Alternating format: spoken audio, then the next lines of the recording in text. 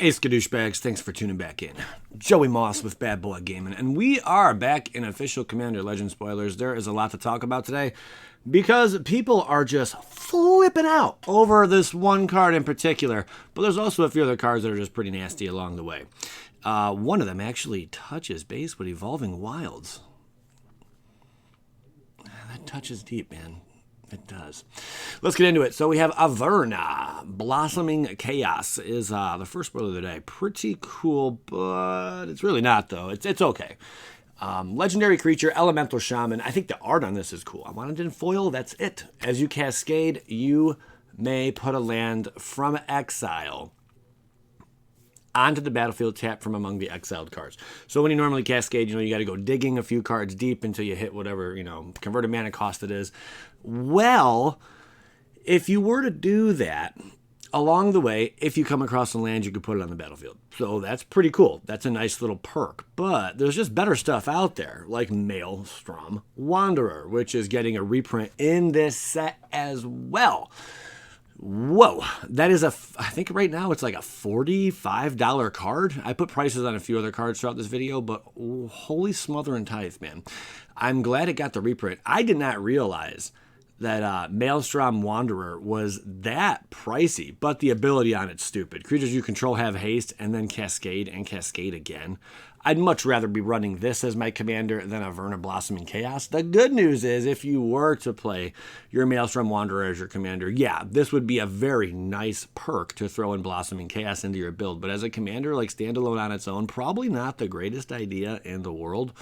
I just think there's a lot of better options with Cascade. There's also a few other Cascade commanders you could run besides that. Here we go. Okay, we have ourselves Salath Ren Seeker Adept and Sidar Kando of Jumanji. I know, he's a pretty cool guy. So yeah, these are both reprints. Just to give you an idea what they're going for average pricing, some of them saw more reprints than others. $9.40. I think this is only the second time this has been printed. Would be in Commander Legends. I used some older art so I didn't have to do a bunch of editing and stuff because it was in a different language. And then we have Kandu of Jumanji 774. So these are both reprints. I don't want to focus on them too much because a lot of you already know them and you hate when I talk about reprint stuff coming in sets. So we're just going to skip around to our friend Magus of the Order. Get a load of that girl. She looks cute. I like her already, man. Human Wizard. Not even an elf. So she doesn't have those pointy ears, that shoot out to the ozone layer. That's pretty cool. I like that. That's already a perk. 4-drop, Human Wizard. Nice. Good creature types on her.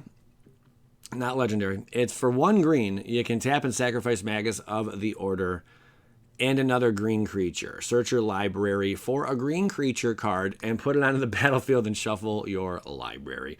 So green is known for cheating in, very large creatures into play. They even have some elves that do just that. But this thing is pretty cool too, and it's almost like a more fair version. What would be really cool is if you can continuously bring this this pretty damsel back into play, return it from the graveyard, which I'm sure it's not too difficult, and then you could just replay her ability again. It doesn't say you exile. Did I miss that part? Of the Order and another green creature. Search your library, then shuffle your library. Yeah. You just sacrifice it so you could bring it back. It's not going in exile. So that's a fun way to bring in just whatever monstrosity of a green creature you want to bring onto the battlefield. Doesn't matter how expensive the casting cost. Go ahead and do it. Just sack and another green creature. Maybe get some elf tokens to sack. I don't know. Whatever the case may be. Just something cheap to sack. What else we got here? Oh boy. Yeah, these are both reprints. Queen Marchesa. Man, I feel like when they reprint a card, they really reprint a card, Queen Marchesa is down to $6.75. She looks like that girl from that 70s show. Come on, tell me I'm wrong. She does. That is her. Right? What was that girl? I can't think of the girl's name. Drawing blanks here. Okay. Not shooting them though. So we got Nekusar, the Mind Razor, $6.93. This one's pretty cool. I just like the art on that one. I mean, both of these are reprints. This is the average price they're going for right now, $6.93 and $6.75. both cards, you know, a lot of Commander players were like, hey, we really want some reprints on this. Can we get them? And it's like, yes, now you can. Okay, wonderful. So that's pretty cool as well. Just wait, guys. It's coming. This thing's pretty bonkers, too, though. Blim Comedic Genius. So all those 127 leaks that I dropped on the channel, those are all legit, man. And it wasn't, I didn't like going about it that way. Because, you know, like all the different languages that were used and everything, and I couldn't decipher it all. The video would have taken me like a couple days really to complete if I were to, you know, translate all that information. But it's still there. You can go back and check it out. I just didn't have time to touch base on a lot of cards, you know, like and go into a real like in-depth discussion. Well, here we can in this smaller environment now. Blim Comedic Genius. I love the card. I like the flavor. I like everything about it. Looks like the whole city's in danger. So this is a 4-drop Rakdos Legendary Creature Imp. Fun card. Flying whenever Blim Comedic Genius deals combat damage to a player, that player gains control of a permanent you control of your choice. Then each player loses life and discards cards equal to the number of permanents they control and don't own. So let's not forget the last part. Each player then loses life and discards cards equal to the number of permanents they control and don't own. Okay? So moving forward, I thought right away Demonic. Come on. Demonic Pact would love something like this. Usually with Demonic Pact, you're going to lose the game. But then you have stuff like Harmless Offering you would run in this build as well, where you're going to give your opponent one of your permanents. In this case, these are just 4 options that are pretty legit to run with. Demonic Pact has a lot of fun perks. You know, beginning of your upkeep, choose one. That hasn't been chosen already. Demonic Pact deals 4 damage, draws 2 cards, and eventually they lose the game. So, I mean, you take advantage of a few of these options first, and then after that, you want to give it to your opponent via Harmless Offering, or you have yourself now a built-in kind of Harmless Offering, man. As long as it deals damage. You have to get the damage through. Otherwise, you could easily die.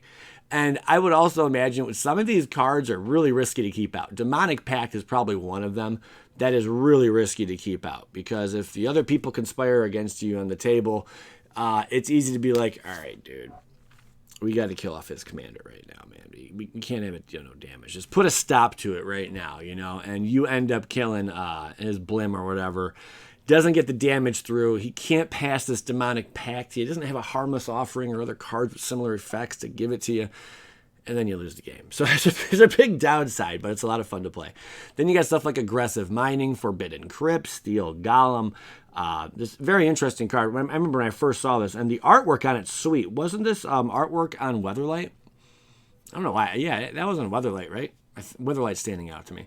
I remember, I think it was on like the booster pack. I remember cracking them. Something like that. This little alien guy. That's not even a golem. That's an alien. Don't let them lie to you. Wizards, it's good for lying, okay?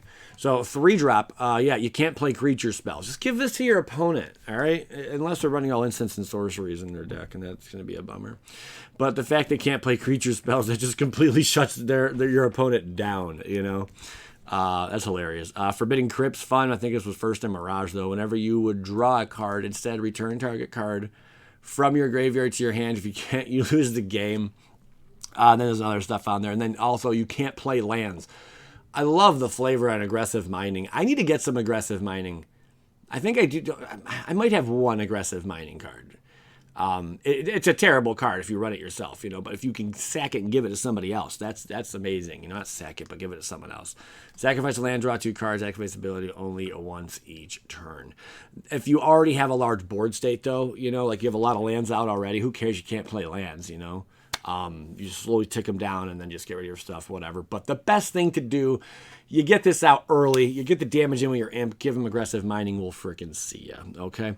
Then we have ourselves Profane Transfusion. This card is all right. It's a big 9-drop. I like these. What I like most about this is the art. I want to zoom in, but we can't right now. But man, that is a gorgeous art. I want this on my wall because it's just so twisted and sick and like they're having like this blood transfusion kind of thing going on. Like, oh, you know, I just think it's really, really neat sauce, man. 2 target players exchange life totals. That's cool. Remember, this costs 9, by the way. And it looks like it's going to be a cycle. So you create an XX colorless horror artifact creature token, where X is the difference between those players' life totals. That's legit. And then just use something like Fling with that huge XX colorless horror artifact. We'll see you later. And just close out the game. You know, that's fun, though. That is fun. That is a great way. That's a beautiful combo to bust out in one of these matches. But, you know, whatever. It's 9 guys in black. It's gonna be rough. I think there's better cards out there, but it's a neat one for black. I like it. You know, you can do a lot with a freaking huge XX card. All right, what else we got? Opposition Agent. The card everyone is just losing their mind to. They're like, oh my god, this is the most broken thing in the world, Joey. What do we do? Have you seen what it's going to do to Commander? Okay, look. Yeah, this is a really cool card, though. This is a really, really cool card. Let's get excited. Let's get the blood flowing. You can see I'm red in the face, ready to go, okay? All right, so you control your opponents while they're searching their libraries. Very interesting there, my friend. Very interesting indeed. Wow, I don't know what's floating around. Something's floating around, man. Okay. While an opponent is searching their library, they exile each card they find. You may play those cards for as long as they remain exiled. And you may spend mana as though it were mana of any color to cast them. That is pretty dirty, my friends. This is a very, very ugly card. The first ability alone on its own is disgusting. You control your opponents while they're searching their library, so you're allowed to do whatevs with that. But then while an opponent is searching their library, they exile each card they find. Yada, yada, you can play them cards. Here's what this card really transfers into. This would be a time you'd want to run something like Mornsong, but a lot of people, when they play Mornsong, you know, it never really works out too well for them. But now, if you have Mornsong out, along with, hold on one second, guys, my contact. Woo! Contact is wet in the back of my eye almost. Okay, we're good. So, Mornsong. If you have Mornsong out along with your agent, that creates a very deadly combination of stuff. Players can't draw cards. You're basically going to shut down your opponent, you know, from doing a lot of stuff. At the beginning of each player's draw step, that player loses 3 lives, searches his or her library for a card, puts it into his or her hand, and then shuffles his or her library. That would be pretty ugly. Okay? You're just basically going to play their cards. That's what you're going to do. You're just going to pick and choose whichever card it is you want to play and play it. That's ugly. That is the ugly truth. Also, Scheming Symmetry. I knew when I first saw this card, Scheming Symmetry, just because, one, it's such a cool throwback art. And remember, Wizards already knows, like 3 years in advance, they're printing sets. They already know what kind of synergy is going to go with what, you know?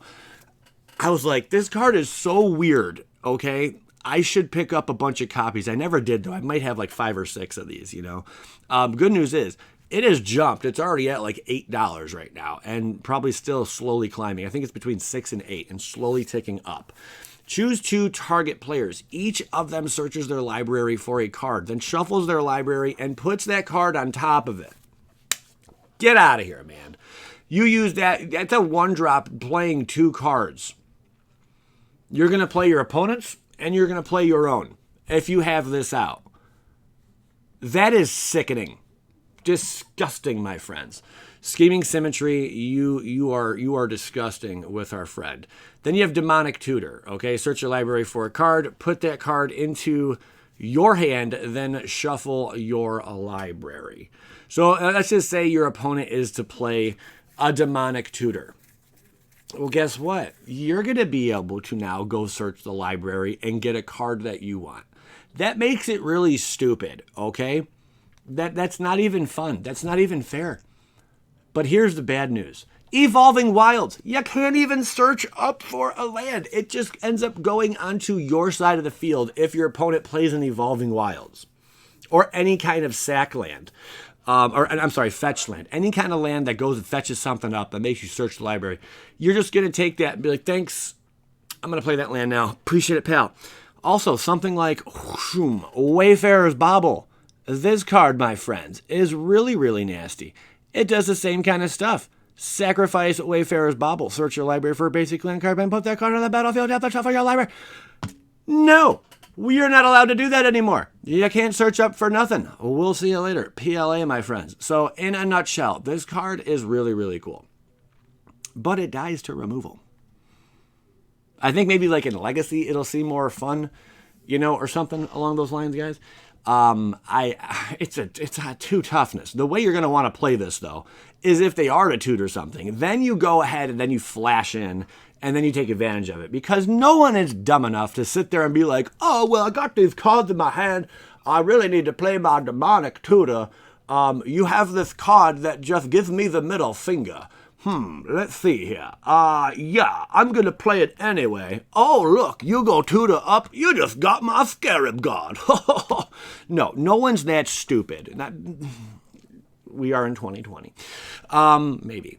There is someone out there. Okay, but man, the fact that people think that, you're just going to be able to play this card and it's going to do its thing. No, you're probably going to get like one really good solid use out of it, and that's about it. It's going to get blown up. It's going to die it dies to removal, guys, But that's the best way to use it. Flash it in when they're going to go tutor, and then boom, you take advantage of it. Because after that, they're probably not going to play cards that allow you to play their cards. It's just that simple, But really powerful human rogue, without a doubt.